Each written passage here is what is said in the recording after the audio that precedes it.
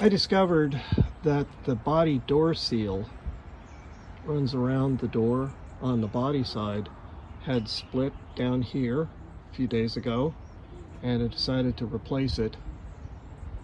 And I wanted to show just how this goes. It's pretty easy to do, but I couldn't find anything online that mentioned it. Maybe it's because it's so easy. I wasn't sure how to do it, so anyway, I thought I'd make this video just to illustrate how easy it is. I went online to the Tesla parts catalog and found this image showing the left door gasket. It also shows the part number, which turned out to be useful when I went in to try to get the gasket from the Tesla service center. So let me show you this, where this thing pinches. You see how this is, again, this is the old one. See, there's a slot right here that's actually, that pinches, goes onto that body pinch weld. And if you flip it over, there's really only one way this goes. There's a larger flap on this side, and then there's sort of this little bead that's on the outside that goes against the door. So yeah, it's really just peel this thing off and then pop the new one on, and it's pretty straightforward. This was about $93 at the service center.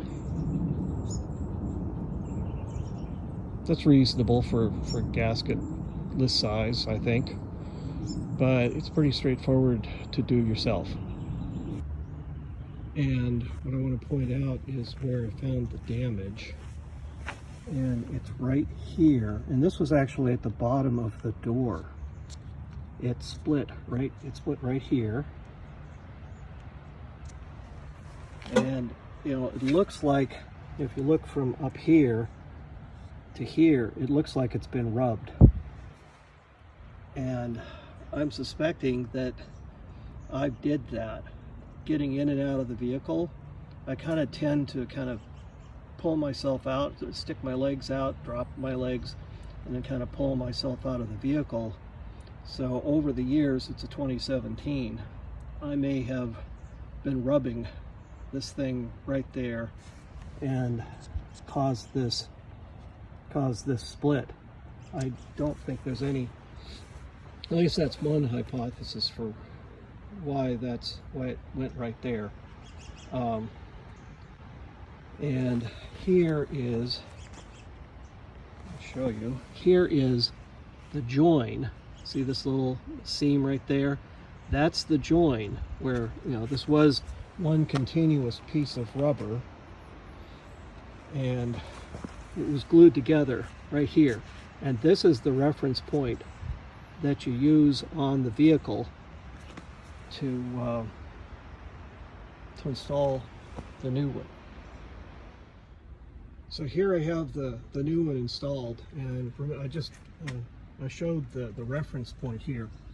The trick that I got from the tech at service center was to put a piece of tape right here and mark a line on the tape where this is located, and then you mount the new one with that seam at the same location, and then just press the gasket in. This gasket is it goes onto a pinch weld that goes around the door frame. And when I first started looking into this, I was a little concerned about just how this thing attached. There's nothing online about how this can be replaced, so I thought I'd make this video for that reason. It basically just pries off. You just have to pry it off, and then I started there.